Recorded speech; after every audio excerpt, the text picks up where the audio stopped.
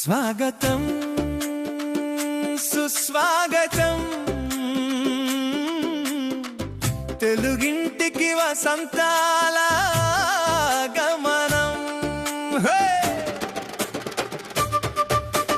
వచ్చింది వచ్చింది ఉగాది పండుగ, తెచ్చింది ఎన్నో ఆశల పల్లకి తోడుగా.